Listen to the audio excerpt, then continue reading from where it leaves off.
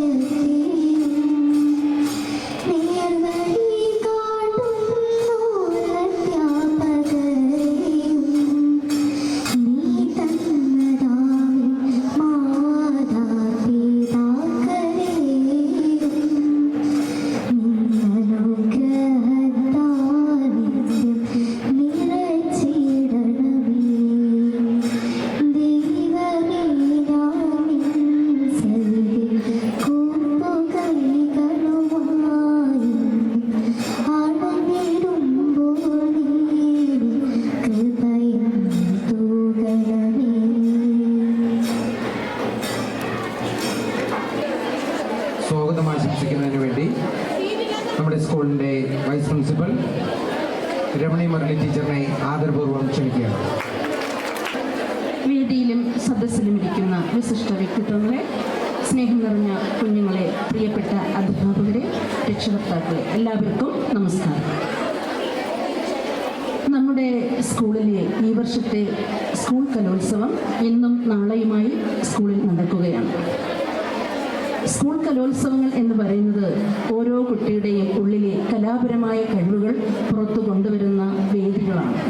ഇവിടെ നിന്നും ഇതുപോലെയുള്ള വേദികളിൽ നിന്നും പരിചയം സിദ്ധിച്ച് അല്ലെങ്കിൽ അവരുടെ കഴിവുകൾ പ്രകടിപ്പിച്ച് പല വിവിധ മേഖലകളിൽ പ്രശസ്തരായ ധാരാളം വിദ്യാർത്ഥിനികൾ നമ്മുടെ സ്കൂളിലുണ്ട്. ഇതുപോലെ ഇന്നും നാളെയുമായി നടക്കുന്ന ഈ കലോത്സവത്തിൽ നിന്നും വലിയ വലിയ പ്രതിഭകൾ നമുക്കുണ്ടായി തീരട്ടെ എന്ന് ഞാൻ പ്രാർത്ഥിക്കുകയാണ്, ആശംസിക്കുകയാണ്. എൻ്റെ കർത്തവ്യം എന്ന് പറയുന്നത് ഇവിടെ വന്നിരിക്കുന്ന എല്ലാവർക്കും സ്വാഗതം ആശംസിക്കുക എന്നുള്ളതാണ്.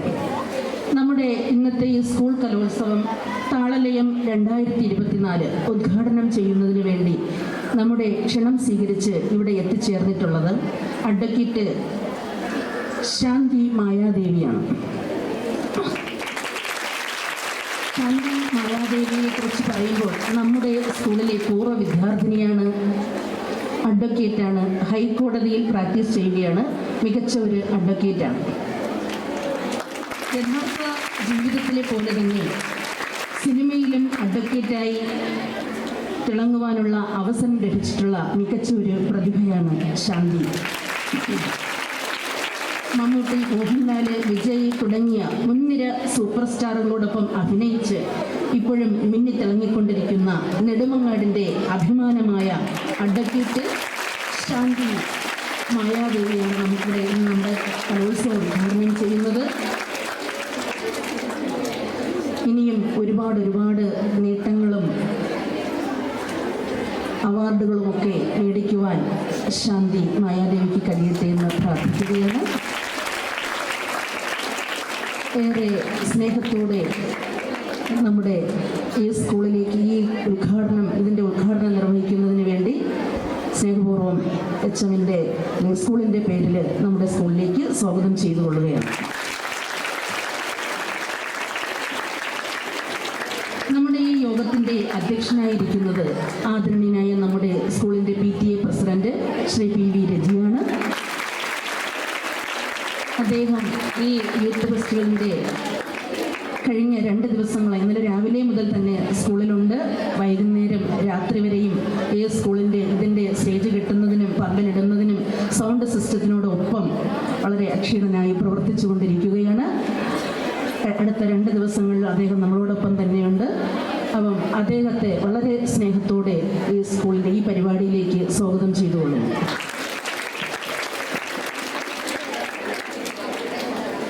നമുക്ക് ഇന്നിവിടെ സ്വാഗതം പ്രസംഗം നടത്തേണ്ടിയിരുന്നത് നമ്മുടെ സ്കൂളിൻ്റെ ആദരണീയായ പ്രിൻസിപ്പൽ നിത ടീച്ചറായിരുന്നു. ടീച്ചറിന് പനിയായതുകൊണ്ടാണ് ഇന്ന് എത്താൻ കഴിയാത്തത്. അപ്പോൾ നമ്മുടെ എല്ലാ സ്കൂളിൻ്റെ ഏതൊരു പ്രവർത്തനത്തിലും വളരെയധികം ഊർജ്ജസ്വലതയോടെ പ്രവർത്തിക്കുന്ന, ഈ സ്കൂളിൻ്റെ നന്മ മാത്രം ആഗ്രഹിച്ചുകൊണ്ട് പ്രവർത്തിക്കുന്ന നമ്മുടെ പ്രിയപ്പെട്ട നിത ടീച്ചറിനെയും ഈ ഉദ്ഘാടന യോഗത്തിലേക്ക് സ്വാഗതം ചെയ്യുകയാണ്.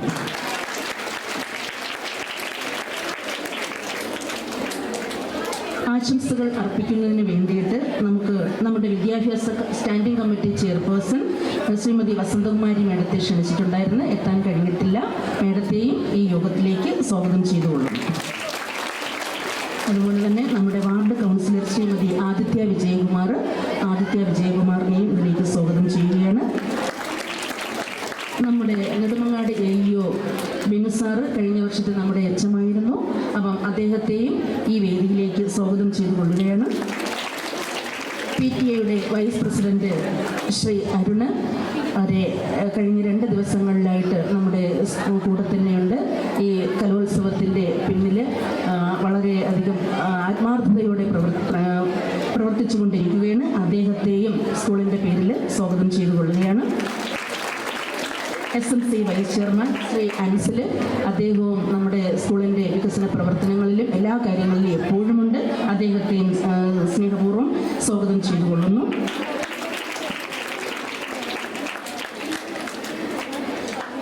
പിന്നെ ഇതിൻ്റെ നമ്മുടെ കലോത്സവത്തിൻ്റെ കൺവീനർ ശ്രീ കലേഷ് സാറിന് നന്ദി പറഞ്ഞില്ല എങ്കിൽ ഇതിന് നന്ദികേടായി മാറും. അത്രയും വളരെയധികം, അതായത് ഇതിൻ്റെ രചനാ മത്സരങ്ങൾ തൊട്ട് വളരെ അക്ഷീണനായി പ്രവർത്തിച്ചു കൊണ്ടിരിക്കുന്ന അദ്ദേഹത്തിന് വളരെയധികം മികച്ച രീതിയിൽ തന്നെ അദ്ദേഹം എല്ലാവരെയും സഹകരിപ്പിച്ചുകൊണ്ട് ഇതിൻ്റെ കൺവീനർ സ്ഥാനം അലങ്കരിച്ചു കൊണ്ടിരിക്കുകയാണ്. സാറിന് ഈ വളരെ സ്നേഹത്തോടെ ഈ യോഗത്തിലേക്ക് സ്വാഗതം ചെയ്തുകൊള്ളുകയാണ്. ഇവിടെ നന്ദി പറയുന്നതിന് വേണ്ടി നമ്മുടെ സ്റ്റാഫ് സെക്രട്ടറി സജയകുമാർ സാറും വളരെയധികം ആത്മാർത്ഥതയോടുകൂടി ഇതിനു വേണ്ടി ഈ കലോത്സവത്തിൻ്റെ പിന്നിൽ പ്രവർത്തിച്ചു കൊണ്ടിരിക്കുകയാണ്. സാറിനെയും സ്നേഹപൂർവ്വം ഈ യോഗത്തിലേക്ക് സ്വാഗതം ചെയ്തുകൊള്ളുകയാണ്. നമ്മുടെ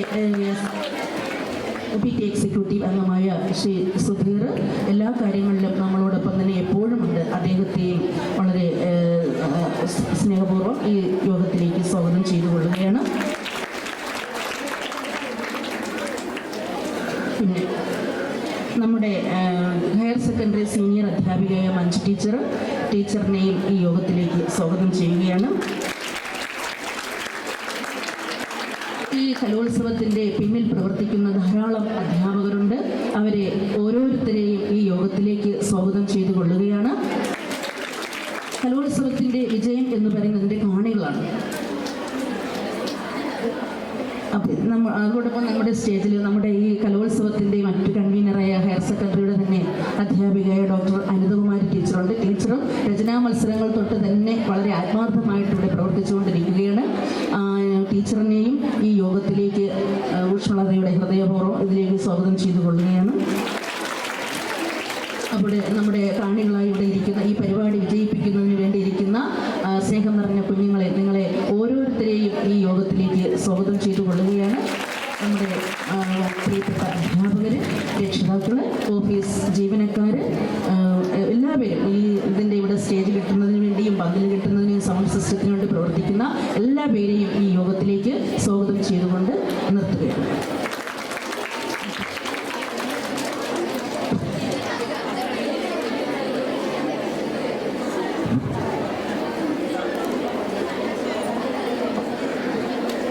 നമ്മുടെ കലോത്സവത്തിൻ്റെ ഉദ്ഘാടക, നമ്മുടെ സ്കൂളിൻ്റെ പൂർവ്വ വിദ്യാർത്ഥിനി കൂടിയായ ശാന്തി മായാദേവി, നമ്മുടെ സ്കൂളിൻ്റെ HM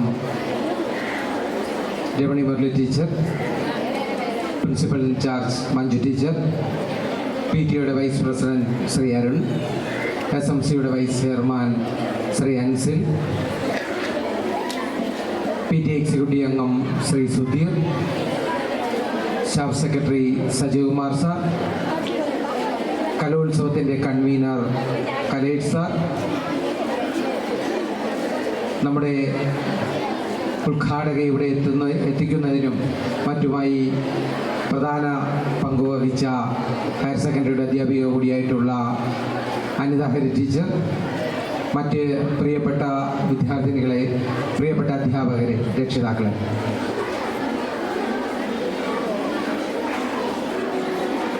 ഏറെ സന്തോഷകരമായ ഒരു നിമിഷമാണ് നമ്മുടെ ഈ ഉദ്ഘാടന യോഗം. കാരണം എപ്പോഴും നമ്മൾ വിശിഷ്ടാതിഥികളായി എത്തിക്കുന്നത് സമൂഹത്തിൻ്റെ വിവിധ മേഖലകളിൽ പ്രാഗൽഭ്യം തെളിയിച്ചിട്ടുള്ളവരെയാണ്. എന്നാൽ ഇന്ന് നമ്മുടെ സ്കൂളിൻ്റെ തന്നെ അഭിമാനമായ നമ്മുടെ ഒരു പ്രിയപ്പെട്ട പൂർവ്വ വിദ്യാർത്ഥിനിയാണ് നമ്മുടെ ഉദ്ഘാടകർ. ഇതുപോലെ ശാന്തി മായാദേവിയെ പോലെ ഒട്ടനവധി മിടുക്കരായ വിദ്യാർത്ഥിനികൾ നമ്മുടെ സ്കൂളിൽ നിന്ന് പുറത്തേക്ക് പോയിട്ടുണ്ട്. അങ്ങനെയുള്ളവർ നമ്മുടെ സ്കൂളിൻ്റെ എപ്പോഴും ബ്രാൻഡ് അംബാസഡർമാരാണ്. ഈ 2 ദിവസക്കാലം നമ്മളെ സംബന്ധിച്ചിടത്തോളം ഇവിടുത്തെ ഓരോ കുട്ടിയെ സംബന്ധിച്ചും പുതിയ പുതിയ കലാപ്രതിഭകൾ രംഗത്തേക്ക് വരുന്നതും, പുതിയതായി കുറേ കലാപ്രതിഭകൾ നമ്മൾ അറിയാത്ത, ഇന്നുവരെ നമ്മൾ തിരിച്ചറിയാത്ത കുറേ കലാപ്രതിഭകൾ ഇന്ന് ഉദയം ചെയ്യും, ഇന്നും നാളെയുമായി നമ്മുടെ സ്കൂളിൽ നിന്ന്. ആ പരിപാടികൾക്കാണ് ഇന്ന് നമ്മൾ ഈ ഏതാനും നിമിഷം കൂടി കഴിയുമ്പോൾ ഉദ്ഘാടനം നിർവഹിക്കുന്നത്. ഈ പരിപാടി നമ്മുടെ എല്ലാ വിദ്യാർത്ഥിനികളും തന്നെ ഈ പരിപാടി ഇന്നും നാളെയുമായി പൂർണ്ണ സമയം ഈ സ്കൂളിൽ ഉണ്ടാവണം. ഈ പരിപാടികൾ വിജയിപ്പിക്കുന്നത് നമ്മളുടെ പങ്കാളിത്തമാണ്. നമ്മൾ സ്റ്റേജുകൾക്ക് മുന്നിലുണ്ടെങ്കിൽ മാത്രമേ, നമ്മൾ കാഴ്ചക്കാരുണ്ടെങ്കിൽ മാത്രമേ നമ്മുടെ ഈ പരിപാടികൾ അവതരിപ്പിക്കുന്ന നമ്മുടെ മെഡിക്കലായിട്ടുള്ള നമ്മുടെ കൂട്ടുകാരികൾക്ക് ഒരു പ്രചോദനമാകുകയുള്ളൂ. അതുകൊണ്ട് തന്നെ എല്ലാവരും ഈ സ്റ്റേജുകളിൽ കൃത്യം ഉണ്ടാകണമെന്ന് അഭ്യർത്ഥിക്കുകയാണ്. ഈ പരിപാടിയുടെ ഔദ്യോഗികമായ ഉദ്ഘാടനം നിർവഹിക്കുന്നതിന് വേണ്ടി ശാന്തിയെ ആദരപൂർവ്വം ക്ഷണിക്കുകയാണ്.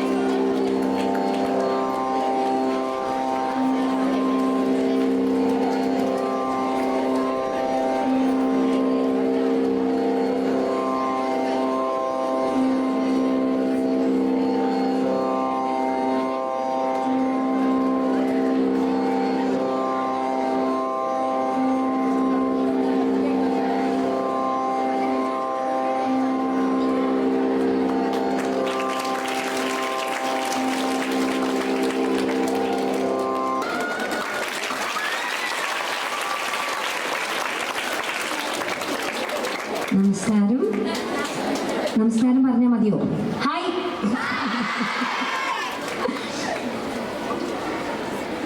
ഞാൻ ഇപ്പം ഇവിടെ നിങ്ങളിരിക്കുന്ന പോലെ വളരെ എക്സൈറ്റഡ് ആയിട്ട് നിൽക്കുന്നൊരു വേദിയാണിപ്പോൾ. കാരണം സാധാരണ എല്ലായിടത്തും ഇതുപോലെ ഗസ്റ്റായിട്ട് വിളിക്കുമ്പോൾ ഞാൻ വളരെ ആമുഖമായിട്ട് എല്ലാവർക്കും ഇതിലേക്ക് നമസ്കാരം, താളലയത്തിലേക്ക് എന്നെ വിളിച്ച് എല്ലാവർക്കും നന്ദി എന്നൊക്കെ പറഞ്ഞു തുടങ്ങും. പക്ഷേ ഞാനിപ്പം 20 വർഷം പുറകോട്ട് ഇങ്ങനെ പോവാണ്. 2003 ഇവിടുന്ന് ഞാൻ പഠിച്ചിറങ്ങുവാണ് 10ാം ക്ലാസ്. അപ്പോൾ നെടുമങ്ങാട് ഗേൾസ് ഹയർ സെക്കൻഡറി സ്കൂളിൽ നിന്നും 2003 പക്ഷെ 2005 ഞാൻ ഇവിടുന്ന് ഹയർ സെക്കൻഡറി +2 കഴിഞ്ഞ് ഇറങ്ങുന്ന അതേ ഫീൽഡിൽ അന്ന് ഇവിടെ ഓരോ ഗസ്റ്റ് വരുമ്പോൾ അവിടെ ഇരുന്നിട്ട് അത് നോക്കി വളരെ ഇങ്ങനെ എക്സൈറ്റഡ് ആയിട്ട് ആരാണ് വരുന്നത്, അവരെന്ത് ഉടുപ്പാണ് ഇട്ടേക്കുന്നത്, അവരുടെ സ്റ്റൈൽ എങ്ങനെയാണെന്നൊക്കെ നോക്കി, അവരുടെ സംസാരം എങ്ങനെയാണെന്നൊക്കെ നോക്കിയിരിക്കുന്ന ഇപ്പം നിങ്ങളുടെ അതേ മാനസികാവസ്ഥയിലാണ് ഞാനിപ്പോൾ ഇവിടെ നിൽക്കുന്നത്. പക്ഷേ ആദ്യം തന്നെ എന്നെ ഈ താളലയത്തിലേക്ക് വിളിച്ച നെടുമങ്ങാട് ഗേൾസ് ഹയർ സെക്കൻഡറി സ്കൂളിലെ എൻ്റെ ഏറ്റവും പ്രിയപ്പെട്ട സ്കൂളിലെ പ്രിയപ്പെട്ട എല്ലാ അധ്യാപകർക്കും, പ്രത്യേകിച്ച് ആൻഡ് ടീച്ചർ ഞങ്ങൾ വളരെ കുഞ്ഞിലെ ആയിരിക്കുമ്പോൾ തൊട്ട് ഞങ്ങൾ ഒരേ നാട്ടുകാരാണ്.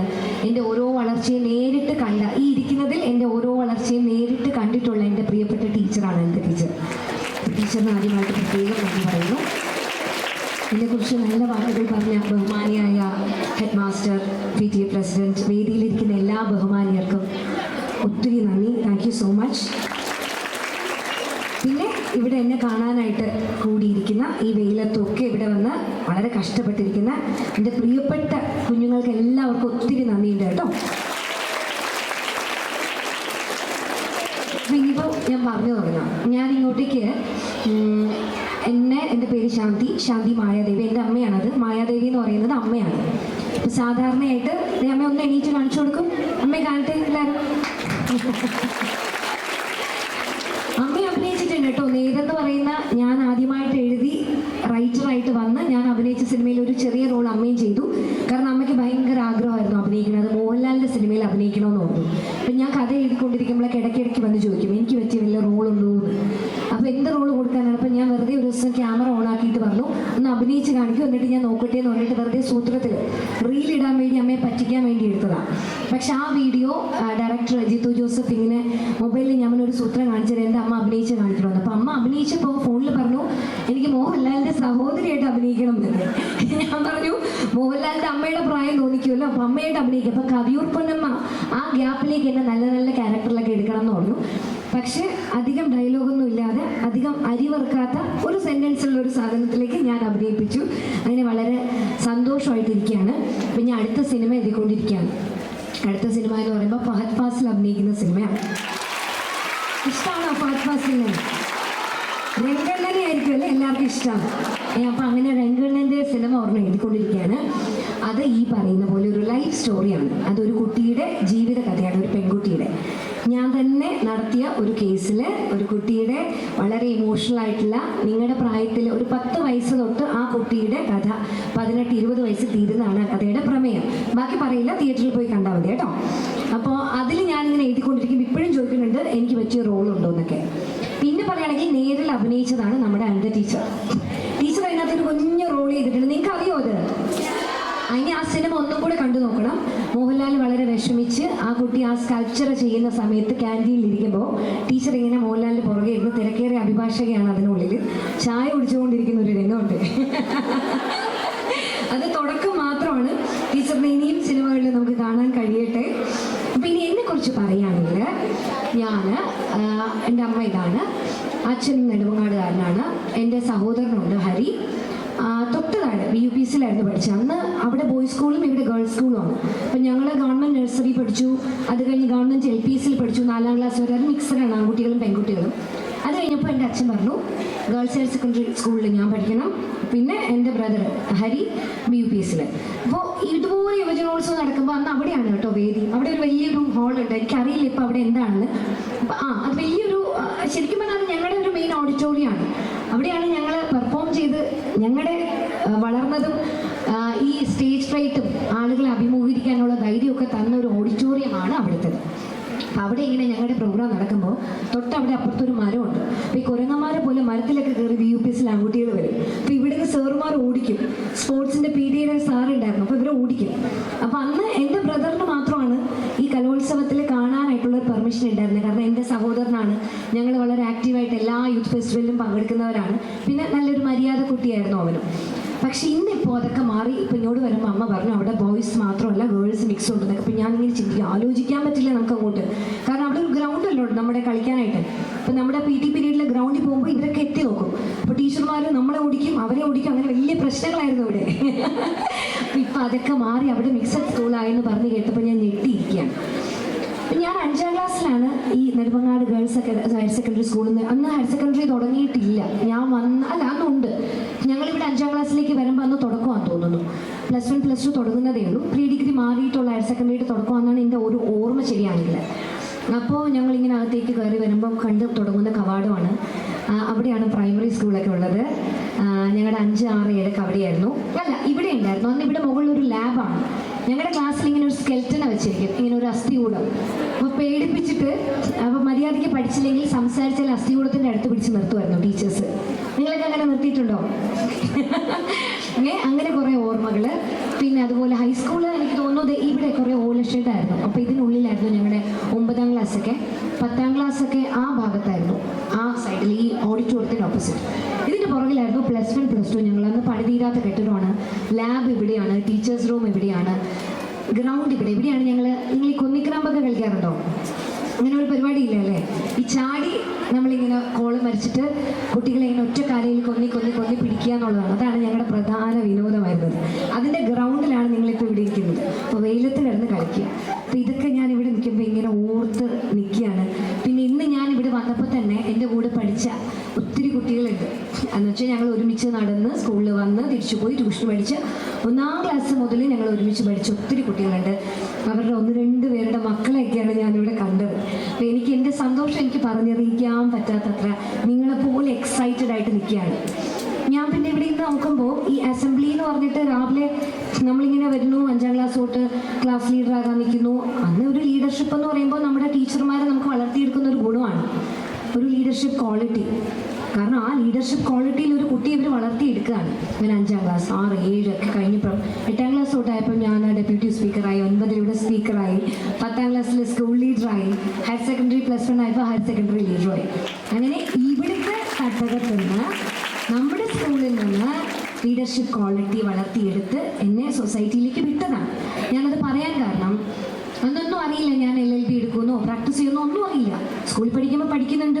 യൂത്ത് ഫെസ്റ്റിവലിന് വേണ്ടി ഡാൻസ്, പാട്ട്, എല്ലാ ഐറ്റംസും, മാപ്പിളപ്പാട്ട് വരെ ഞാൻ പാടും. ഒരു പ്രാവശ്യം കലാകലകം കൊണ്ട് തികയ്ക്കാൻ വെറുതെ നോക്കിയപ്പോൾ ഒരു ഐറ്റത്തിൻ്റെ കുറവ്. ഞാൻ നോക്കിയപ്പോൾ മിമിക്രിക്ക് ആരുമില്ല, ആകെ 2 പിള്ളേരേ ഉള്ളൂ. അപ്പോൾ അവർ ചെയ്യുന്ന സെയിം സൗണ്ട് എങ്ങനെയോ പഠിച്ച് ഞാൻ പെട്ടെന്ന് വേദിയിൽ കയറി. അപ്പോൾ ഇങ്ങനെ എല്ലാ പരിപാടിയും കാണിക്കും. പിന്നെ ഒപ്പന, പിന്നെ സംഘനൃത്തം, ഗ്രൂപ്പ് സോങ്, ഇതൊക്കെ ഞങ്ങളെ ടീച്ചർമാർ കൊണ്ട് നടന്ന് പഠിപ്പിച്ചതാണ്. അങ്ങനെ ഇപ്പോൾ എടുത്ത് പറയുകയാണെങ്കിൽ ഞാൻ ഇവിടെ ഇരിക്കുന്ന അധ്യാപകരുടെ ഓരോരുത്തരുടെ മുഖത്ത് നോക്കുക, എൻ്റെ പഴയ ആരെങ്കിലും ടീച്ചറോ സാറുമാരൊക്കെ ഉണ്ടോയെന്ന്. അപ്പം ഞങ്ങളെ ഈ സ്കൂൾ കലോത്സവത്തിനൊക്കെ കൊണ്ട് നടക്കുമായിരുന്നു അവർ. നിങ്ങളിപ്പോൾ ടീച്ചർമാരും ഈ സാറുമാരും PTA അങ്കിൾമാരും ഒക്കെ നിങ്ങളെ നോക്കുന്ന പോലെ ഞങ്ങളുടെ സമയത്ത് ഞങ്ങളെ ഇങ്ങനെ എല്ലാ കോമ്പറ്റീഷനും കൊണ്ട് നടക്കുന്ന കുറേ സാറുമാരുണ്ടായിരുന്നു. സ്റ്റേജിൻ്റെ പുറകിൽ ഒപ്പനയും ഈ ഗ്രൂപ്പ് ഡാൻസൊക്കെ ആകുമ്പം സബ് ഡിസ്ട്രിക്റ്റും ഡിസ്ട്രിക്റ്റൊക്കെ ആകുമ്പോൾ രാവിലെ ആകും, വെളുപ്പിനെയൊക്കെ ഡാൻസ്. ഇവർ ഉറങ്ങാതെ നമ്മുടെ കൂടെ നിൽക്കുന്നു, ഞങ്ങൾക്ക് കട്ടൻ ചായ വാങ്ങി തരുന്നു, ഫുഡ് വാങ്ങി തരുന്നു. അങ്ങനെ പറയുവാണെങ്കിൽ എനിക്ക് എത്രയോ ആൾക്കാരുടെ പേര് പറയാനുണ്ടെന്നറിയാം. Buhari sir, Siyad sir, Rajkumar sir, Girija teacher, ഞങ്ങളുടെ പാട്ട് ടീച്ചർ, നുസൈബ ടീച്ചർ. എനിക്ക് പറഞ്ഞറിയിക്കാൻ പറ്റുന്നില്ല, എൻ്റെ മനസ്സിൽ ഇപ്പോൾ വരുന്ന പേരുകളാണ്. അല്ലാണ്ട് എത്രയോ ടീച്ചർമാർ ഇങ്ങനെ ഉറക്കമൊഴിഞ്ഞ് ചിലവാക്കി ഞങ്ങളെ ഓരോന്നിനും അത് ശരിയാണ്, ഇത് തെറ്റാണ്, അങ്ങോട്ട് നോക്കില്ല, ഇങ്ങോട്ട് നോക്കില്ല, ഭയങ്കര ഇറിറ്റേഷനൊക്കെ തോന്നിയിട്ടുണ്ടെന്ന്. പക്ഷേ ഇന്ന് തിരിഞ്ഞു നോക്കുമ്പോൾ അച്ഛനെയും അമ്മയെക്കാളും സമയം നമ്മളെ നന്നാക്കാനും നമ്മൾ നന്നാകണം എന്ന് ആഗ്രഹിച്ച് നമ്മളുടെ പാട്ടിനെയും ഡാൻസിനെയും സ്പോർട്സിനെയും ഒക്കെ വളർത്തിയ ടീച്ചേഴ്സാണ്. അതുപോലെ സ്റ്റാൻലി സാർ ഉണ്ടായിരുന്നു PT. ഞാൻ ഈ സ്വിമ്മിങ്ങിനുണ്ടായിരുന്നു, നീന്തൽ. അപ്പോൾ അന്ന് സ്റ്റേറ്റൊക്കെ പോയിട്ട് ഗോൾഡ് മെഡലൊക്കെ കിട്ടിയിട്ടുണ്ട്. പക്ഷെ അത്ര വലിയ നീന്തലൊന്നും ആയിരുന്നില്ല, പക്ഷെ എങ്ങനെയൊക്കെ കിട്ടി. അപ്പോൾ അക്വാട്ടിക് ചാമ്പ്യൻഷിപ്പ് ആകുമ്പോൾ അങ്ങോട്ട് പോകും. പിന്നെ ഇടയ്ക്ക് പീരീഡ് കട്ട് ചെയ്യാൻ വേണ്ടിയിട്ടായിരുന്നു ആ സമയത്തുള്ളൊരു ഇൻട്രസ്റ്റ്, അല്ലാണ്ട് സ്വിം ചെയ്ത് ജയിക്കാനൊന്നുമില്ല. കാരണം അതിൻ്റെ മീറ്റിംഗ് കാണും, അതിൻ്റെ അടുത്ത സ്റ്റേറ്റ് കാണും, ഡിസ്ട്രിക്ട് കാണും, അതിൻ്റെ മീറ്റിംഗ് കാണും. അപ്പോൾ കറക്റ്റ് ടെസ്റ്റ് പേപ്പറിൻ്റെ സമയത്തായിരിക്കും സ്പോർട്സിൻ്റെ പിള്ളേർ വന്ന് വിളിക്കുന്നത്. പെട്ടെന്ന് വിളിക്കുന്നു, ഉണ്ടെന്ന് പറഞ്ഞിട്ട്. അപ്പോൾ രാവിലെ ഞങ്ങൾ സെറ്റ് ചെയ്യും. ഇങ്ങനെ എല്ലാ പരിപാടിയും കാണിച്ചിട്ടുണ്ട്. നിങ്ങൾ ആരും ഇതൊന്നും കാണിക്കരുത് കേട്ടോ. അതുപോലെ യൂത്ത് ഫെസ്റ്റിവലിലാകുമ്പോൾ അതിൻ്റെ ഒരു മാസം 1.5 മാസം മുമ്പേ ഇങ്ങനെ ഓരോ ക്ലാസ് റൂമിൽ അതിൻ്റെ പ്രാക്ടീസാണ്. പാട്ടിട്ടിട്ടും പാട്ട് പാടിയിട്ടും ഞങ്ങൾ തന്നെ തിരുവാതിര പാട്ട് പാടുന്നു, ഞങ്ങൾ തന്നെ കളിക്കുന്നു, ഒപ്പന പാടുന്നു, ലൈറ്റ് മ്യൂസിക്കിനുള്ളവരെ ലൈറ്റ് മ്യൂസിക് പാടുന്നു. മോളുടെ പേര് അമ്മയ. എന്ത് രസമായിട്ട് ആ കുഞ്ഞ് പാടിയതെന്നറിയോ? അമ്മയ്ക്ക് നല്ലൊരു കയ്യടി കൊടുത്ത്. എൻ്റെ വീടിനടുത്താണോ? ആണോ? മോൾ എവിടെയാണോ? നല്ല കുഞ്ഞാണ് കേട്ടോ. എന്ത് രസമായിട്ടാണ് പാടിയ. ഒത്തിരി നല്ല ഉയരങ്ങളിൽ വരട്ടെ. നല്ല വോയിസ്, എന്ത് അർത്ഥവത്തായ സന്തോഷം കേട്ടോ കണ്ടതിൽ. അപ്പോൾ അതുപോലെ എത്രയോ കഴിവുള്ള കുട്ടികൾ ഇവിടെ ഉണ്ട്. അപ്പം ഞാൻ പറഞ്ഞു വന്നത്, ഇത് കഴിഞ്ഞു സ്കൂളിൽ നിന്നൊക്കെ ഇറങ്ങിക്കഴിഞ്ഞു ഒരിക്കലും LLB എടുക്കുമെന്ന് ഒന്നും വിചാരിച്ചില്ല. ഞാൻ +2 10ാം ക്ലാസ്സായി. ഈ എല്ലാത്തിനും നടക്കുന്നുണ്ട്. കാരണം ഇവിടെ പബ്ലിക് എക്സാമും SSLC ഒക്കെ ആകുമ്പോൾ ഞങ്ങൾക്ക് പാട്ട് സീസണാണ്.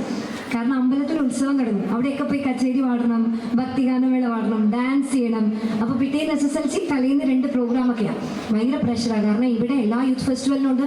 അസംബ്ലിയിൽ പൊക്കി കാണിക്കുന്നു, പ്ലെഡ്ജ് പറയുന്നു. ഇവിടെ ഭയങ്കര വിലച്ച് നടക്കുമ്പോൾ പഠിച്ചില്ലെങ്കിൽ മോശമല്ലേ?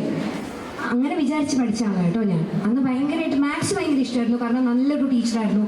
എല്ലാ ടീച്ചേഴ്സും നല്ലതാണ്. ഹിസ്റ്ററി നല്ല ടീച്ചറായിരുന്നു ഞങ്ങളുടെ. മാത്സ് നല്ലതായിരുന്നു. ഇംഗ്ലീഷ് കാരണം ഇനി അടുത്ത മെയിൻ പറയാൻ വന്നത്, ഞാൻ പഠിക്കുന്ന സമയത്ത് ഇവിടെ ഇംഗ്ലീഷ് മീഡിയം അല്ല, മലയാളം മീഡിയമാണ്. ഞാൻ നഴ്സറി മുതലേ ഗവൺമെൻറ് സ്കൂളിൽ പഠിച്ചിട്ട് 10ാം ക്ലാസ് വരെയും മലയാളം മീഡിയം തന്നെയായിരുന്നു. ഗിരിജ ടീച്ചറും സോമൻ സാറും കൂടെ ആയിരുന്നു ഇത്രയും നല്ല മലയാളം ഇങ്ങനെ നല്ല ഒഴുക്കോടുകൂടി പറയാനും സ്ഫുടമായിട്ട് പറയാനും, എന്നെ ഒരു സ്ക്രിപ്റ്റ് റൈറ്ററായിട്ട് എഴുതുമ്പോൾ നല്ല ഡയലോഗ്സ് എഴുതാനും നല്ല ശുദ്ധമായ മലയാളത്തിൽ ഒരു തടസ്സവും ഇല്ലാതെ പറയാനും എന്നെ പഠിപ്പിച്ചത്.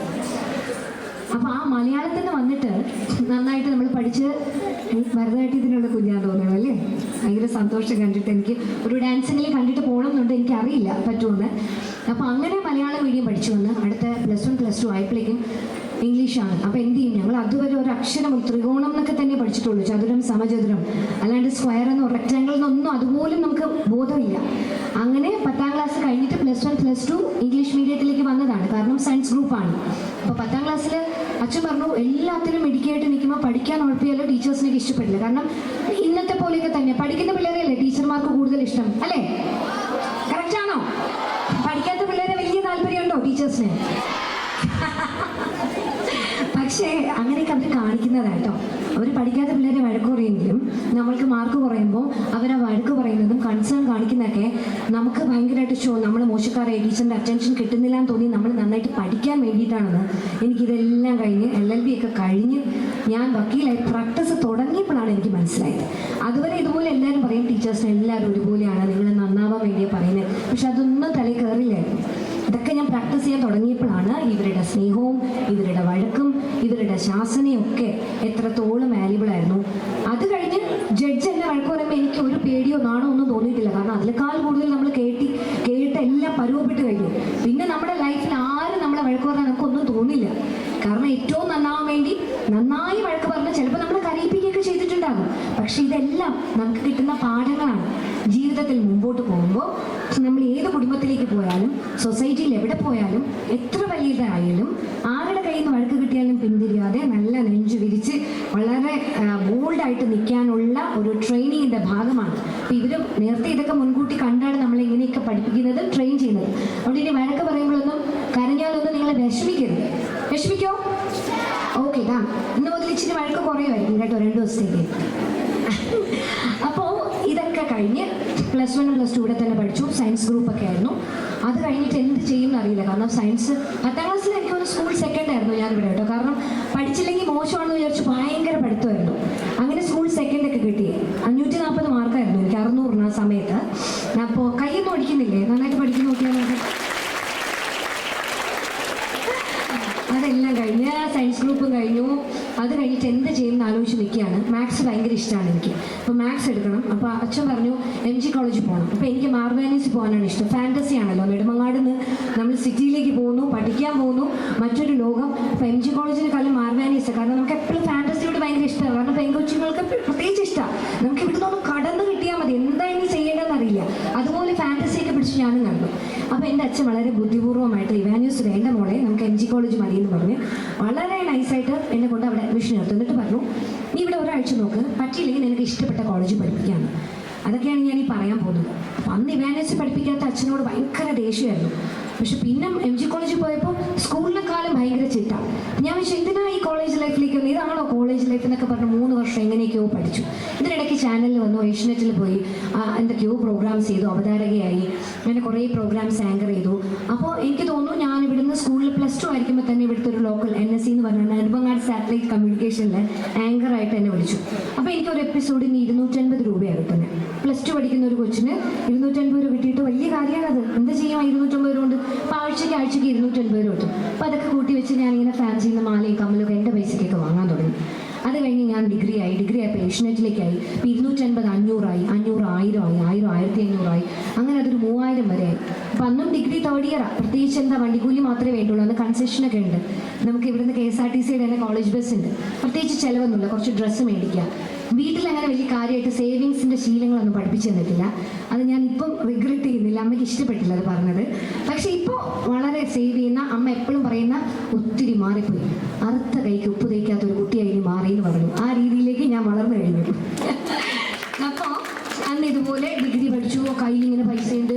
പക്ഷെ അന്ന് ഇംഗ്ലീഷ് ലിറ്ററേച്ചറായിട്ട്, കാരണം മാത്സ് ഭയങ്കര ഇഷ്ടമാണ്. അപ്പോൾ എൻ്റെ സ്വന്തം ബ്രദർ എന്ന് പറഞ്ഞില്ലേ, BUPCയിൽ പഠിച്ചത്, പുള്ളി അവിടെ മാത്സിന് കയറി. അപ്പോൾ പുള്ളിയുടെ ഡിപ്പാർട്ട്മെൻറ്റിൽ തൊട്ട് താഴെ വരുമ്പോൾ എപ്പോഴും സഹോദരനാകുമ്പോൾ നമ്മുടെ 2 കണ്ണല്ല 4 കണ്ണ് നമ്മുടെ ദേഹത്താണ്. അപ്പോൾ അത് പറ്റില്ല. അതുകൊണ്ട് ഞാൻ ഒരിക്കലും മാത്സ് എടുക്കില്ല. ഒരു പിടിയുമില്ലാത്ത ഇംഗ്ലീഷ് ലിറ്ററേച്ചറിലേക്ക് പോയി. അതൊക്കെ ഒരു നിയോഗമാണ്, നിമിത്തമാണ്. ഇംഗ്ലീഷ് ലിറ്ററേച്ചർ കഷ്ടപ്പെട്ട് എന്തൊക്കെയോ പഠിച്ചു. ഷേക്സ്പിയർ, ഷെല്ലി, എലിയറ്റ്, അങ്ങനെ എന്തൊക്കെയോ വായിക്കൊള്ളാത്ത പേരും കഷ്ടപ്പെട്ട്. കാരണം പഠിച്ചില്ലെങ്കിൽ നാണക്കേടാണ്. എല്ലാത്തിനും മുന്നോട്ടാണ്. പ്രത്യേകിച്ച് ആ സമയത്ത് ഏഷ്യനെറ്റിലുണ്ട്. അപ്പോൾ ടീച്ചേഴ്സിനൊക്കെ അറിയാം. ഇടയ്ക്കിടയ്ക്ക് കാണുമ്പോൾ പറയും, ആ ചാനലിലെ വേഷം കെട്ടി നടന്നോ, പഠിച്ചില്ലെങ്കിലാണ് ഇരിക്കുന്നതെന്നൊക്കെ. ഒരിക്കലും പറയിപ്പിക്കരുത്, വീട്ടുകാരെ പറയിപ്പിക്കരുത്. എനിക്ക് എൻ്റെ ഇമേജ് ഭയങ്കര ഇമ്പോർട്ടൻ്റാണ്. കാരണം നമ്മുടെ സ്കൂളിലെ ട്രെയിനിങ്, നമ്മൾ എന്തിനു മുന്നോട്ടായാലും പഠിത്തം കുറച്ച് പോയി കഴിഞ്ഞാൽ നമ്മൾ എന്തുണ്ടായിട്ട് ഒരു കാര്യമില്ല.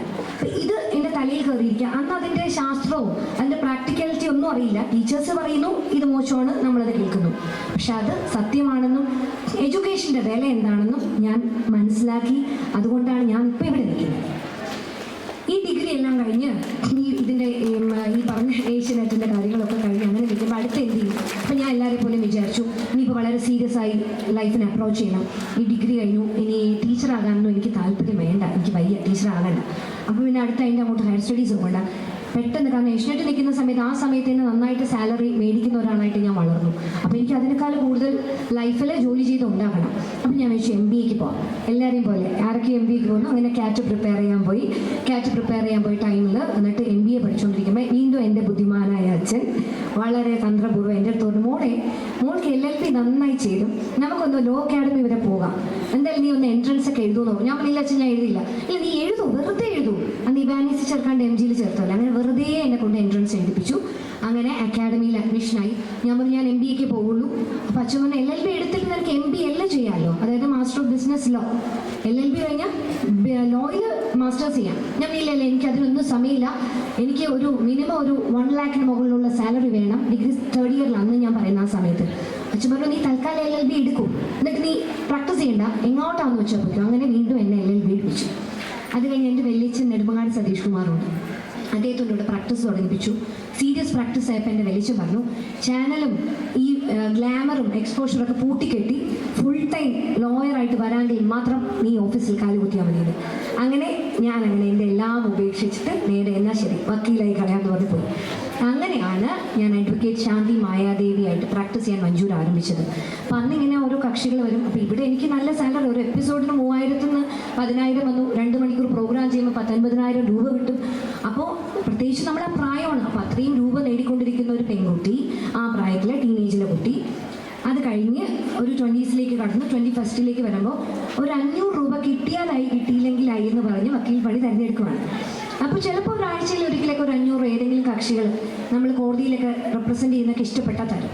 അപ്പോൾ ഈ സംസാരിക്കാനുള്ള കഴിവെന്ന് പറയുന്നത്, അത് ഞാൻ എപ്പോഴും ഇന്ന് തിരിഞ്ഞു നോക്കുമ്പോൾ കോടതിയിൽ ഓരോ പ്രാവശ്യവും ഞാൻ പ്രസൻറ്റ് ചെയ്യുമ്പോൾ എനിക്കെപ്പോഴും, ഞാനിത് ചുമ്മാ ഇവിടെ നിന്നിട്ട് പറയുന്നില്ല, എനിക്ക് എൻ്റെ LPS school, girls higher secondary school, ഇവിടുന്ന് കിട്ടിയതാണ് എൻ്റെ ഈ പ്രസൻറ്റേഷൻസ് രീതി. കാരണം എല്ലാ കഥാപ്രസംഗത്തിനും ടീച്ചർമാരെ എന്നെ അറിയിപ്പിക്കുന്നു, നമ്മളെ അസംബ്ലിയിൽ പ്ലഡ്ജും അറിയിപ്പിക്കുന്നു, അസംബ്ലി കഥ അറിയിപ്പിക്കുന്നു, നമ്മളെല്ലാത്തിനും പ്രാപ്തരാക്കുകയാണ്, നമ്മളെ ട്രെയിൻ ചെയ്യിപ്പിക്കുക അവർ. കാരണം ഇവിടെ എത്രയോ ഓഡിറ്റോറിയത്തിൽ എത്രയോ വേദികൾ ഒരുക്കി നമ്മളിങ്ങനെ പറഞ്ഞ് നമുക്ക് ഇനി 1000 അല്ല 10,000 അല്ല 50,000 അല്ല 1,00,000 ആൾക്കാരുടെ മുമ്പിൽ സംസാരിക്കാൻ നമുക്കൊരു പ്രശ്നമില്ല. കാരണം എന്താ, ഭാഷയുണ്ട്. മലയാളം എന്ന് പറയുന്ന ഭാഷ എനിക്ക് പകർന്നു തന്ന എൻ്റെ സ്കൂളിന് എൻ്റെ ഹൃദയം നിറഞ്ഞ 1000 നന്ദിയാണ്. എനിക്ക് എത്ര നന്ദി പറഞ്ഞാലും മതിയാവില്ല. ഇപ്പോൾ സുപ്രീം കോടതിയിൽ പോയിട്ട് ഞാനൊരു കേസ് പറയുമ്പോഴും അവിടെ പിന്നെ മലയാളം പറയാൻ പറ്റില്ല, ഇംഗ്ലീഷാണ്. പക്ഷേ അതിൻ്റെ ഒരു പ്രസൻറ്റേഷൻ സ്റ്റൈലുണ്ട്, കോൺഫിഡൻ്റ് ആയിട്ട് പറയുക. ഇതെല്ലാം കിട്ടിയത് ഇവിടുന്നാണ്. അപ്പോൾ എഡ്യൂക്കേഷൻ്റെ ഒരു പ്രാധാന്യം എന്ന് പറഞ്ഞാൽ, ഞാൻ ഈ കിട്ടിക്കൊണ്ടിരുന്ന എല്ലാം കളഞ്ഞിട്ട് വക്കീൽ പണി തിരഞ്ഞെടുത്തപ്പോൾ ഞാൻ വിചാരിച്ചു ഞാനത് തെറ്റായൊരു രീതിയാണ്. അപ്പോഴും എൻ്റെ അച്ഛൻ പറഞ്ഞു, അല്ല മോളെ, സ്വയം ഒരു നല്ലൊരു എഡ്യൂക്കേഷണൽ ഒരു ബാക്ക്ഗ്രൗണ്ട് എനിക്കിപ്പോഴുണ്ട്. സ്വന്തമായ ഒരു ജോലി, അതിന് കിട്ടുന്ന റെപ്യൂട്ടേഷൻ അത് വേറെയാണ്. അത് ആ റെപ്യൂട്ടേഷനിൽ നീ ഇൻഡിപെൻഡൻ്റ് ആയിട്ട് നിൽക്കൂ, സ്വയം പര്യാപ്തയായിട്ട് നിൽക്കൂ. അത് കഴിഞ്ഞ് നിന്റെ പാഷൻ നീ ഫോളോ ചെയ്യും. അപ്പം നിനക്ക് ആരെയും പേടിക്കണ്ട. മറ്റത് എനിക്കിപ്പം സിനിമയിൽ അഭിനയിക്കണം, അല്ലെങ്കിൽ എനിക്ക് വേറെ പലതുമാണ് താല്പര്യം. പക്ഷേ എനിക്ക് എഡ്യൂക്കേഷൻ ഇല്ല, എനിക്ക് ഒരു എന്താ പറയുക, എനിക്ക് സ്വന്തമായിട്ടൊരു സെക്യൂരിറ്റി ഇല്ല. നമുക്ക് പറയില്ലേ എങ്ങനെ ഞാൻ ജീവിക്കും, അങ്ങനെ ഒരു സെക്യൂരിറ്റി ഇല്ലാണ്ട് നമ്മൾ നമ്മുടെ പാഷൻ്റെ പുറകെ പോയാൽ നമ്മൾ കുറച്ച് ദൂരം ഇപ്പോൾ സിനിമ പോകുന്നു, കുറച്ച് ദൂരം കഴിയുമ്പോൾ നമുക്ക് മനസ്സിലാകും എല്ലാവരുടെയും കൈയും കാലും പിടിച്ച് ചിലപ്പോൾ സങ്കടപ്പെട്ട് അയ്യോ കിട്ടൂലേ എന്നൊക്കെ വിചാരിച്ച് കരഞ്ഞ് വിഷമിച്ചിരിക്കണം. നമുക്ക് സ്വന്തമായി നമുക്കൊരു എഡ്യൂക്കേഷൻ ഉണ്ട്, നമുക്ക് വിദ്യാഭ്യാസമുണ്ട്, നമുക്ക് ജോലിയുണ്ട്.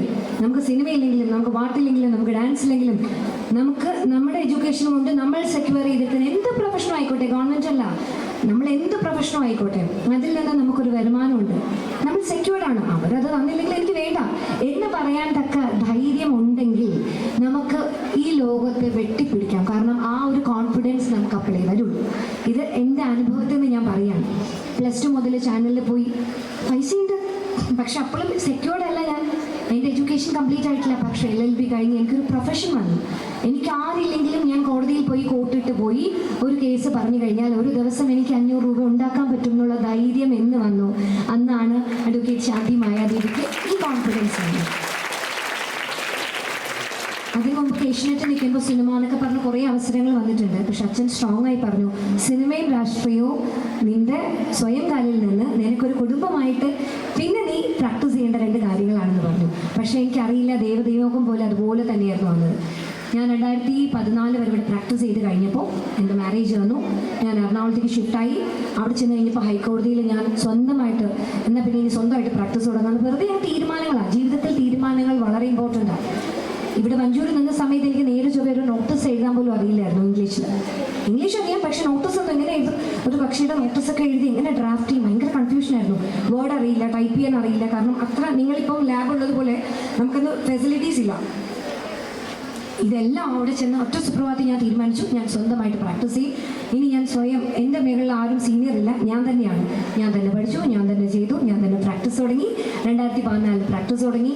2016 ആയപ്പോഴേക്കും എനിക്കൊരു കുഞ്ഞും വന്നു, ഒരു പെൺകുഞ്ഞ്. അവൾക്ക് 8 വയസ്സായി. ആരാധ്യ എന്നാണ് പേര്. എനിക്ക് ഏറ്റവും ഇഷ്ടം, കാരണം ഞാൻ ഗേൾസ് സ്കൂളിൽ പഠിച്ചുകൊണ്ടാണോ, ഞാൻ പെൺകുട്ടികളുടെ ഇടയിൽ കിടന്ന് വളർന്നത് കൊണ്ടാണോ ഒന്നും എനിക്കറിയില്ല. പക്ഷേ എനിക്ക് പെൺകുട്ടികൾ എന്ന് പറഞ്ഞാൽ ജീവനാണ്, ഭയങ്കര ഇഷ്ടമാണ്. എനിക്ക് രാവിലെ നിങ്ങളെ ഓരോരുത്തരെയും കണ്ടപ്പോൾ എനിക്കിങ്ങനെ പിടിച്ച് ഇങ്ങനെ കവിളത്ത് ഇങ്ങനെ പിടിച്ചാൽ തോന്നി. കുറേ എണ്ണത്തിനെ കണ്ടപ്പോഴേ ഇരിക്കുന്നതൊക്കെ. അപ്പോൾ അവൾ വന്നു. പക്ഷെ അത് കഴിഞ്ഞപ്പോഴോ സാധാരണ എല്ലാവരും പറയില്ലേ, കല്യാണം കഴിഞ്ഞാൽ എല്ലാം തീരും, കുഞ്ഞുങ്ങളായാ പോയി. ഞാൻ ആരു എന്നാണ് ഞാൻ വിളിക്കുന്നത്, ആരാധ്യ റഷിക പൗർണമി, 6 മണിന്ന് ഞാൻ വിളിക്കും, ആരോന്ന് വിളിക്കും. എൻ്റെ കുഞ്ഞ് പറഞ്ഞതിന് ശേഷമാണ് എൻ്റെ ജീവിതത്തിൽ ഏറ്റവും വലിയ മാറ്റങ്ങൾ വന്നത്. കാരണം അവൾ പറഞ്ഞു, അത് കഴിഞ്ഞ് 2018 ആയപ്പോഴേക്കും ഞാൻ ഫീഡ് ചെയ്യുന്ന ടൈം അത് ബ്രേക്ക് ചെയ്ത് ഞാൻ വീണ്ടും എൻ്റെ ജോലിക്ക് പോയി. ഞാൻ ഡൽഹിയിലൊക്കെ ഞാൻ കേസ് നടത്തിക്കൊണ്ടിരുന്ന ആളാണ്. കുഞ്ഞ് പറഞ്ഞതിന് ശേഷം ഫീഡ് ചെയ്യണ്ടേ, കുഞ്ഞിനെ നോക്കണ്ടേ, അപ്പോൾ എങ്ങനെയാണ് 3-4 ദിവസം മാറി നിൽക്കുക. പക്ഷെ അതൊന്നും ഒരു ബാരിയർ അല്ല. 2 വയസ്സ് വരെ ഫീഡ് ചെയ്തു, ഓക്കെ. അപ്പോൾ ഒരു 4 ദിവസം ഫീഡ് ചെയ്തില്ലെങ്കിൽ കുഴപ്പമില്ല, അതിന് നമുക്ക് ഓൾട്ടർനേറ്റ് ഉണ്ട്. ഞാൻ 4 ദിവസം എൻ്റെ ജോലിക്ക് ശേഷം മനസ്സിന് ഭയങ്കര വിഷമമാണ്. കാരണം നെടുമങ്ങാട് വളർന്നതാണ്, ഭയങ്കര കൺസർവേറ്റീവാണ്. നമ്മുടെ അമ്മയൊക്കെ ഉറക്കം ഇളച്ച് ഇപ്പോഴും നമുക്ക് ചോറ് വാരിത്തരുന്ന അമ്മമാരാണ്. അപ്പോൾ 4 ദിവസം 2 വയസ്സായ കുഞ്ഞിനെ ഇട്ട് ജോലിക്ക് പോകാന്നൊക്കെ പറഞ്ഞാൽ നമ്മുടെ ചോയ്സാണ്. പക്ഷേ ഞാൻ പോയി, വീണ്ടും ഞാൻ എൻ്റെ പ്രൊഫഷനിലേക്ക് സ്ട്രോങ് ആയിട്ട് ഇറങ്ങി. കുറേ കേസുകൾ വന്നു ആ സമയത്ത്. ആ കേസുകൾ 1-2 എണ്ണം കുറച്ച് പോപ്പുലറായി. 1-2 ചാനൽ ഇൻ്റർവ്യൂവിന് എന്നെ വിളിച്ചു. അങ്ങനെ ഒരു ഇൻ്റർവ്യൂ കണ്ടിട്ടാണ് മമ്മൂക്കയുടെ സിനിമയിലേക്ക് എൻ്റെ വക്കീലായിട്ട് ആദ്യം വിളിക്കുന്നത്. അതായത് എൻ്റെ മോൾക്ക് 2.5 വയസ്സ് പ്രായം. അന്നാണ് എനിക്ക് ആദ്യമായിട്ട് സിനിമയിൽ നിന്ന് അവസരം വരുന്നത്. അപ്പോൾ സാധാരണ ഓരോരുത്തരുടെ ലൈഫിൽ കല്യാണം കഴിയുന്നു, കുട്ടികളായി കഴിഞ്ഞു, തീർന്നു. പക്ഷെ എൻ്റെ ലൈഫ് അവിടെ നിന്നാണ് ഇപ്പം നിൽക്കുന്ന ഈ സ്റ്റേജിൽ എന്നെ ഗസ്റ്റായിട്ട് വിളിക്കാൻ പാകത്തിന് ലൈഫ് തിരിയുന്നത്. പിന്നെ അവിടുന്ന് ലാലേട്ടൻ്റെ കൂടെ ദൃശ്യം, അത് കഴിഞ്ഞ് അതിൽ കുറച്ച് ഡയലോഗ്സ് എഴുതുന്നു. അത് കഴിഞ്ഞ് നോക്കുമ്പോൾ റാം എന്ന് പറഞ്ഞൊരു സിനിമയിൽ അഭിനയിച്ചു. റാമിൽ അഭിനയിച്ചിട്ട് റാം ഇറങ്ങിയിട്ടില്ല, അതിൽ കുറേ ഫൈറ്റ് സീക്വൻസ് ഒക്കെ ഉണ്ട്. അപ്പോൾ പണ്ടത്തെ നീന്തലും ഞാൻ വർക്കൗട്ട് നിർത്തിയിട്ടേ ഇല്ല. കാരണം 5 വയസ്സിൽ തുടങ്ങിയതാണ് ഈ നീന്തലും വർക്കൗട്ടും ഒക്കെ. കല്യാണം കഴിഞ്ഞും കുഞ്ഞുണ്ടായിട്ടും ഡെയിലി അതെൻ്റെ ലൈഫ് സ്റ്റൈലായി. എല്ലാവരും രാവിലെ വർക്കൗട്ട് ചെയ്യണം കേട്ടോ. പെൺകുഞ്ഞുങ്ങളാണ് എല്ലാം. ഫിസിക്കൽ ഭയങ്കര ഇമ്പോർട്ടൻ്റ് ആണ്. കാരണം നമ്മുടെ ബ്രെയിൻ, ഇപ്പം ഞാൻ എന്ന് പറയുന്ന ഒരാൾ പെട്ടെന്ന് ഇപ്പോൾ ഇതൊരു സംഭവം വായിച്ചു കഴിഞ്ഞിട്ടുണ്ടെങ്കിൽ പെട്ടെന്ന് മെമ്മറൈസ് ചെയ്യും. അതിൻ്റെ വക്കീൽ പണിക്കും ഗുണമാണ്, സിനിമയ്ക്കും ഗുണമാണ്. സിനിമയിൽ പെട്ടെന്ന് സ്ക്രിപ്റ്റ് വന്നിട്ട് പറഞ്ഞു എന്ന് പറയുമ്പോൾ നമ്മൾ സ്ക്രിപ്റ്റ് മാറ്റി കാണാതെ പറയണം. നേര് കണ്ടോ നിങ്ങൾ സിനിമ? അതിൽ കുറേ നീളത്തിനൊരു ഡയലോഗ് ഞാനത് പറയുന്നതായിട്ടില്ലേ? അഭിനയിക്കാൻ അറിയാനായിട്ടല്ല എന്നെ വിളിച്ചത്, ശരിക്കും ഡയലോഗ് പറയുന്നതുകൊണ്ട് എന്നെ വിളിക്കുന്നത്. കാരണം ഇത് മെമ്മറൈസ് ചെയ്ത് പറയാൻ പറ്റും. അപ്പോൾ ഇതെന്ന് പറയുമ്പോൾ നമ്മൾ രാവിലെ എണീക്കുന്നു, രാവിലെ ഒരു 3-3:30 ഞാൻ എൻ്റെ കുഞ്ഞിലേക്ക് എണീറ്റുകൊണ്ടിരുന്നത്. 5 വയസ്സ് മുതൽ ഡിഗ്രി 3rd ഇയർ വരെയുള്ള ശീലമാണ്. 3:30 എണീക്കുന്നു, രാവിലെ സാധകം, അത് കഴിഞ്ഞാൽ വർക്കൗട്ട്, ഓട്ടം, നീന്തൽ കഴിഞ്ഞ് അടുത്ത ട്യൂഷൻ, അത് കഴിഞ്ഞ് നേരെ 9:30 ആകുമ്പോൾ സ്കൂളിലെത്തും, അസംബ്ലി, അത് കഴിഞ്ഞ് 4:15 ഇവിടുന്ന് കഴിയുന്നു, തിരിച്ച് വീണ്ടും പോകുന്നു, നീന്താൻ പോകുന്നു, 7 മണിക്ക് പിന്നെ മാത്സ് ട്യൂഷൻ, ഓർഗൻ പഠിപ്പിക്കാൻ സാർ വരുന്നു, ഡാൻസ് വരുന്നു, അങ്ങനെ 11 മണിയാകുമ്പോൾ കഴിയുന്നു. അത് കഴിയുമ്പോൾ ഹോംവർക്ക്, കിടന്നുറങ്ങുന്നു, രാവിലെ 3:30 എണീക്കുന്നു. അന്ന് അച്ഛനെ നല്ല തല ഇറങ്ങി പ്രാഗിയിട്ടുണ്ട് ഞാൻ. പക്ഷെ ഇന്ന് അതേ നാക്കുകൊണ്ട് ഏറ്റവും വലുത് എൻ്റെ ജീവിതത്തിൽ എൻ്റെ ഉയർച്ചയ്ക്ക് ഏറ്റവും കാരണമായിട്ടുള്ള എൻ്റെ അച്ഛനാണ്. പിന്നെ അതിനൊപ്പം നിന്ന് കഷ്ടപ്പെട്ട് എന്നെ ആ ഫുഡൊക്കെ ഉണ്ടാക്കി തന്ന് രാവിലെ 3:30 മുതൽ 11 മണി വരെ ഞങ്ങൾ നോക്കിയ എൻ്റെ അമ്മയും. അപ്പോൾ അന്ന് എണീറ്റ് രാവിലെയും അന്ന് പഠിച്ച കാര്യങ്ങളും അന്ന് പഠിച്ച കവിതകളും മലയാളമൊക്കെ നമുക്ക് ബൈഹാർട്ട് ഇവിടെ ടീച്ചേഴ്സൊക്കെ ഓടി നമ്മൾ നടന്ന് റെഡിയാക്കുമല്ലേ പഠിച്ചില്ലെങ്കിൽ. പക്ഷെ അന്നത്തെ ഈ ബൈഹാർട്ട് ചെയ്തതിൻ്റെ ഗുണമാണ് ഇപ്പം ഈ കാണുന്നതെല്ലാം. അപ്പം അതുകൊണ്ട് നല്ല കുഞ്ഞുങ്ങളായിട്ട് നന്നായിട്ട് പഠിച്ച് നല്ല മിടുക്കി കുട്ടികളായിട്ട് എല്ലാ ദിവസവും വ്യായാമം ശീലമാക്കുക, എല്ലാ ദിവസവും രാവിലെ എണീക്കുക, പഠിക്കുന്ന കാലത്ത് കേട്ടോ. ഇപ്പം എണീറ്റ് കഴിഞ്ഞാൽ പിന്നെ എല്ലാം സെക്യൂറായിട്ട് സുഖമായിട്ട് കിടന്ന് ഉറങ്ങാം കേട്ടോ. ഓ വലിയ ഇഷ്ടപ്പെടുന്നില്ല തോന്നുന്നു. അപ്പോൾ എല്ലാവരും എല്ലാ കുട്ടികളും നന്നായിട്ട് പഠിക്കുക, വ്യായാമം ചെയ്യുക, യൂത്ത് ഫെസ്റ്റിവലിന് പാർട്ടിസിപ്പേറ്റ് ചെയ്യുക, സ്പോർട്സിന് പാർട്ടിസിപ്പേറ്റ് ചെയ്യുക, ശാസ്ത്രമേളയ്ക്ക് പാർട്ടിസിപ്പേറ്റ് ചെയ്യുക. നമ്മളെ കൊണ്ട് ജീവിതത്തിൽ അവസാനം വരെ പ്രായം ഒന്നിനും ഒരു തടസ്സമില്ല. ഈ ഏജ് മുതൽ ഇന്ന് മുതൽ നിങ്ങൾ ഇങ്ങനെ എല്ലാം പ്രാക്ടീസ് ചെയ്ത് ഒരു ദിവസം ഒരു പേജ് വായിക്കുക, അങ്ങനെ എല്ലാം ചെയ്ത് ചെയ്ത് ചെയ്ത് നല്ല മിടുക്കി കുട്ടികളായിട്ട് വരിക. റെഡ് ക്രോസിൻ്റെ കുട്ടികളെ ഞാൻ കണ്ടു, ബിഖായി ഉണ്ട് കേട്ടോ, കണ്ടോ അവരിങ്ങനെ സോഷ്യലി റെലവൻ്റ് ആയിട്ടുള്ള ഒത്തിരി ഇഷ്യൂസിൽ ചെയ്യാം. ഞങ്ങളെയും ടീച്ചേഴ്സ് ചെയ്യുന്ന പറഞ്ഞു വിടും, ഞങ്ങളോട് പറയും ഇവിടെ ഓരോ പരിപാടിയുണ്ട് പിരിച്ചിട്ട് വരാൻ പറയും. ഓരോ ഫണ്ടിന് വേണ്ടിയിട്ട്, ഇപ്പോൾ പാവപ്പെട്ട കുട്ടികൾ അല്ലെങ്കിൽ നമുക്ക് മരുന്നിന് വേണ്ടിയിട്ടുള്ളത്, സഹായത്തിന് വൈദ്യസഹായം, ഇങ്ങനെ ഓരോന്നിനും ഞങ്ങളോട് പിരിക്കാൻ പറയും. അത് നമ്മൾ വിചാരിക്കുന്നത് എന്താണ്, പക്ഷെ ഇപ്പോഴാണ് ഇപ്പം നമ്മളൊരു ബിസിനസ് ചെയ്യുമ്പോൾ എങ്ങനെ ഒരു ബിസിനസ്മാനെ ഒരു ഇൻവെസ്റ്റ്മെൻറ്റ് ഒരു ഫണ്ട് എങ്ങനെ കണ്ടെത്തണം എന്ന് പഠിപ്പിച്ചത് ഇവരാണ്. അപ്പം ഇങ്ങനെയുള്ള എല്ലാ സോഷ്യലി റെലവൻ്റ് ആയിട്ടുള്ള കാര്യങ്ങളിൽ ഇടപെടുക, മനസ്സിലെപ്പോഴും നന്മയും മനസ്സിലെപ്പോഴും കൈൻഡ്നസ്, മറ്റുള്ളവരോട് സഹാനുഭൂതിയാണ്. ഒരാൾ വയ്യാണ്ടിരുന്നാൽ അവരെ എടുക്കാനുള്ളത്, അവരെ ഹോസ്പിറ്റലിൽ എത്തിക്കാനായിട്ട് അവരോട് നല്ല വാക്ക് പറയുക, വിദ്വേഷങ്ങൾ മാറ്റുക, നല്ല മനസ്സോടുകൂടി നല്ല കുഞ്ഞുങ്ങളായിട്ട് വരട്ടെ. അപ്പോൾ താളലയത്തിൽ എല്ലാവരും ആക്റ്റീവായിട്ട് പാർട്ടിസിപ്പേറ്റ് ചെയ്യുക. എന്നിട്ട് വരും കലോത്സവങ്ങളിൽ ഇപ്പോൾ പാർട്ടിസിപ്പേറ്റ് ചെയ്ത എല്ലാവരും ഇനിയും പാർട്ടിസിപ്പേറ്റ് ചെയ്യുക. തോൽവി എന്ന് പറയുന്നത് ഒരിക്കലും ഒരു പ്രശ്നമേ ഇല്ല. കാരണം ഞാൻ ഒരിക്കലും ഇവിടെ എല്ലാ ഐറ്റംസിനൊന്നും ജയിച്ച് കയറാറുള്ള ആളല്ല. കാരണം ഞങ്ങളുടെ കാലത്ത് ഭയങ്കര കോമ്പറ്റീഷനാണ്. ഡാൻസിന് പാട്ടിനൊക്കെ ഒത്തിരി ആൾക്കാരുണ്ട്. അപ്പോൾ എനിക്കൊക്കെ ഒരു 3rd or 4th പോലും കിട്ടിയതായിട്ട് എനിക്ക് ഓർമ്മയില്ല. ഡാൻസിനൊക്കെ വല്ലപ്പോഴും കിട്ടും, ആരെങ്കിലും മാറുമ്പോൾ. കഥാപ്രസംഗമായിരുന്നു മെയിനായിട്ടുള്ള ഐറ്റം. പാട്ട് പാടും, പക്ഷെ എന്നാലും പാടിക്കൊണ്ടേയിരിക്കും. പക്ഷെ ആ പാടിയതിൻ്റെയും ഡാൻസ് ചെയ്തതിൻ്റെയൊക്കെ ഉപയോഗം ഇപ്പോഴാണ്. കാരണം ഏതൊരു പരിപാടി വന്നാലും ഇപ്പോഴും ഡാൻസ് ചെയ്യുന്നു, പാട്ട് ചെയ്യുന്നു, കച്ചേരി നടത്തുന്നു. അതുകൊണ്ട് ജീവിതത്തിൽ ഒരിക്കലും ഒരു തോൽവി വന്നെന്ന് കരുതിയിട്ട് നിങ്ങൾ നിർത്തരുത്. പാടിക്കൊണ്ടേയിരിക്കുക, ഡാൻസ് ചെയ്തുകൊണ്ടേയിരിക്കുക, കളിച്ചുകൊണ്ടേയിരിക്കുക, പഠിച്ചുകൊണ്ടേയിരിക്കുക, വായിച്ചുകൊണ്ടേയിരിക്കുക. അപ്പം എല്ലാവർക്കും ഒരിക്കൽ കൂടി നന്ദി. നല്ല കുട്ടികളായിട്ടിരിക്കുക. നന്ദി, നമസ്കാരം.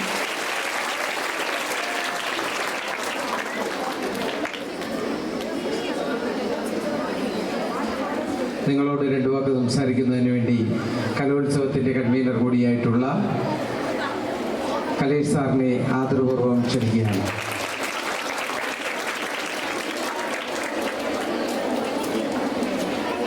വേദിയിലിരിക്കുന്ന വിശിഷ്ട വ്യക്തികൾ, ഇനി നമുക്ക് സംസാരിക്കാൻ അധികം സമയമില്ല. സമയം ഏതാണ്ട് പൂർണ്ണമായിട്ടും നമ്മുടെ വിശിഷ്ട വ്യക്തി വളരെ ഗംഭീരമായിട്ട് ഞങ്ങളെല്ലാം പറയേണ്ട കാര്യങ്ങൾ മാഡം ഇവിടെ പറഞ്ഞിരിക്കുകയാണ്. ഈ സ്ഥാപനത്തിലെ പൂർവ്വ വിദ്യാർത്ഥിയായി അതൊരു വലിയ ഭാഗ്യമാണ്. എപ്പോഴും നമ്മൾ ക്ലാസ്സുകളിലൊക്കെ പറയുന്നതാണ്, അതായത് നമ്മൾ പഠിച്ച സ്ഥാപനത്തിൽ എന്തെങ്കിലുമായി തിരിച്ചെത്തുമ്പോൾ ഉണ്ടാകുന്ന ഒരു സന്തോഷം ഒരു വലിയ സന്തോഷമാണ്. അതാണ് നമ്മുടെ പ്രിയ സഹോദരി, പ്രിയപ്പെട്ട സിനി ആർട്ടിസ്റ്റ്, പ്രിയപ്പെട്ട വക്കീൽ ഇവിടെ അത് നിങ്ങളുടെ മുന്നിൽ സവിസ്തരം അത് അവതരിപ്പിച്ചത്.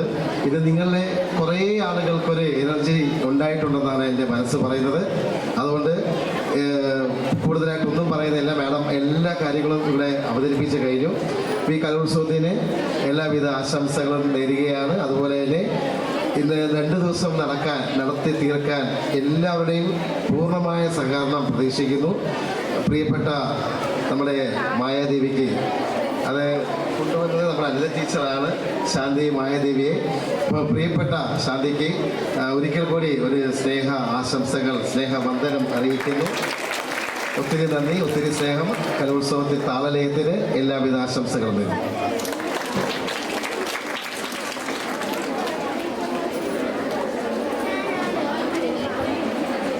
നമ്മുടെ ഉദ്ഘാടക നമുക്ക് വേണ്ടി ഒരു ഗാനം ആലപിക്കും. അതിനുശേഷം മറ്റു പരിപാടികൾ.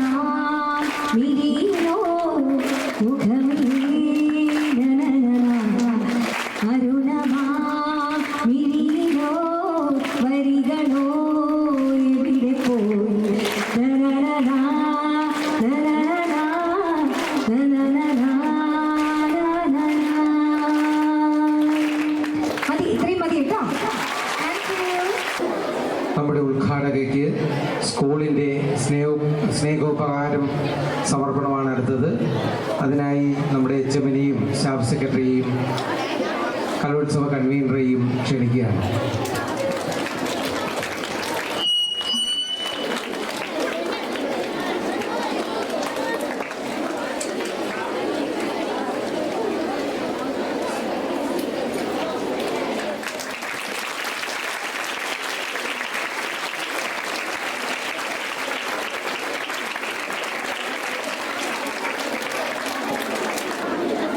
ഏറെ പ്രിയപ്പെട്ട നമ്മുടെ കലോത്സവ ഉദ്ഘാടന ചടങ്ങിൻ്റെ അധ്യക്ഷൻ നമ്മുടെ PV രജി, മറ്റു വിശിഷ്ട വ്യക്തികളെ, നമുക്ക് ഇനി അധികം സമയം ഇത് നീട്ടിക്കൊണ്ടുപോകാൻ കഴിയില്ല.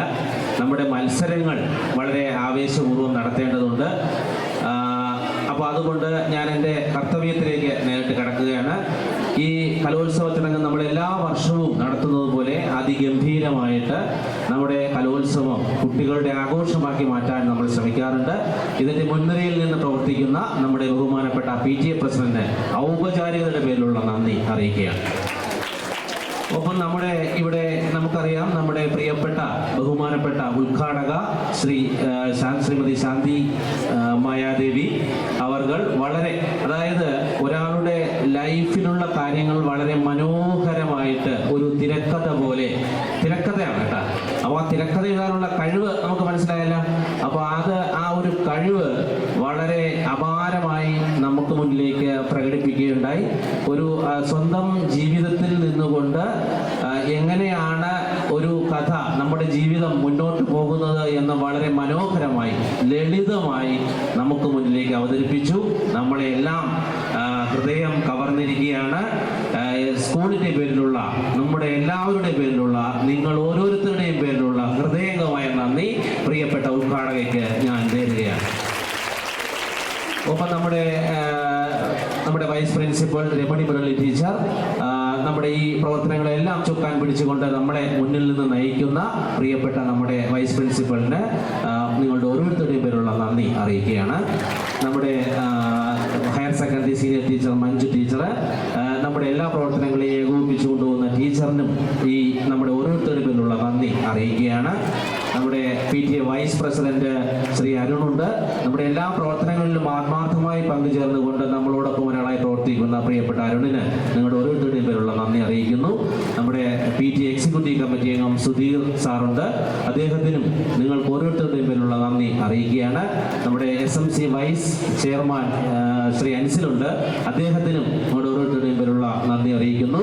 നമ്മുടെ കലോത്സവത്തിൻ്റെ മറ്റൊരു കൺവീനർ കൂടിയായ നമ്മുടെ അനിത ടീച്ചർ, നമ്മുടെ കലോത്സവത്തിന് ചുക്കാൻ പിടിക്കുന്ന നമ്മുടെ കലേഷ് കാർത്തികേയൻ സാറ്, നമ്മുടെ എല്ലാ പ്രവർത്തനങ്ങളെയും മുന്നിൽ നിന്നുകൊണ്ട് രാപ്പകലില്ലാതെ ഈ പ്രവർത്തനങ്ങളെ മുന്നിൽ കണ്ടുകൊണ്ടും എല്ലാ പ്രവർത്തനങ്ങളും ചിട്ടയോടെ നടത്തിക്കൊണ്ടിരിക്കുന്ന നമ്മുടെ കലേഷ് സാറിന് പ്രത്യേക നന്ദി അറിയിക്കുകയാണ്. നമ്മുടെ അതിഥിയെ ഇവിടെ എത്തിക്കാൻ കൂടി പരിശ്രമിച്ച നമ്മുടെ അനിത ടീച്ചർ, പ്രത്യേകം നന്ദി നിങ്ങൾക്ക് ഓരോരുത്തർക്കും വേണ്ടി അറിയിക്കുകയാണ്. ഒപ്പം ഇവിടെ എത്തിച്ചേർന്നിട്ടുള്ള ഈ പ്രവർത്തനങ്ങളിൽ സ്റ്റേജ് പരിപാടികളിലും ആത്മാർത്ഥമായി പങ്കെടുക്കുകയും അതിനുവേണ്ടി വിജയിപ്പിക്കാൻ വേണ്ടി പരിശ്രമം നടത്തേണ്ടതുള്ളതുമായ നമ്മുടെ പ്രിയപ്പെട്ട അധ്യാപകർ വേദികൾ സജീവമാക്കാൻ പോവുകയാണ്. നമ്മുടെ പ്രിയപ്പെട്ട കലാകാരികൾ നമുക്ക് മുന്നിലുണ്ട്. അവരുടെ വളരെ നമുക്ക് അറിയാം, നമ്മുടെ കലോത്സവം, നമ്മുടെ സ്കൂളിലെ കലോത്സവം ഒരു സബ് ജില്ലാ കലോത്സവത്തോട് പോലെ നീതി പുലർത്തുന്ന ഒന്നാണ്. അത്രയ്ക്കും കലാകാരികളുള്ള നമ്മുടെ സ്കൂള് ഇപ്പോൾ വേദികൾ മനോഹരമാക്കാൻ പോവുകയാണ്. പ്രിയപ്പെട്ട കലാകാരികളെ, നിങ്ങൾക്ക് നമ്മുടെ സ്കൂളിന്റെ പ്രത്യേക നന്ദി. ഒപ്പം നമ്മുടെ ഈ പരിപാടി വീക്ഷിക്കാൻ ഇവിടെ എത്തിച്ചേർന്നിട്ടുള്ള രക്ഷകർത്താക്കളുണ്ട്, മറ്റു ജീവനക്കാരുണ്ട്. എല്ലാവർക്കും, ഇനി ആരെങ്കിലും പറയാൻ നമ്മുടെ വിട്ടുപോയിട്ടുണ്ടെങ്കിൽ എല്ലാവർക്കും ചേർത്തുകൊണ്ട് നമ്മുടെ പ്രിയപ്പെട്ട വിദ്യാർത്ഥികളുണ്ട്, ഇതിൽ പങ്കുചേരുന്ന ഇവിടെ കാണാൻ എത്തിച്ചേർന്നിട്ടുള്ള നമ്മുടെ പ്രിയപ്പെട്ട വിദ്യാർത്ഥികളുണ്ട്, നമ്മുടെ സൗണ്ട് സിസ്റ്റത്തിന്റെ പ്രിയപ്പെട്ട ആൾക്കാരുണ്ട്. എല്ലാവർക്കും ഒരിക്കൽ കൂടി നമ്മുടെ സ്കൂളിന്റെ ഹൃദയംഗമായ നന്ദി രേഖപ്പെടുത്തിക്കൊണ്ട് ഞാൻ എൻ്റെ വാക്കുകൾ അവസാനിപ്പിക്കുകയാണ്.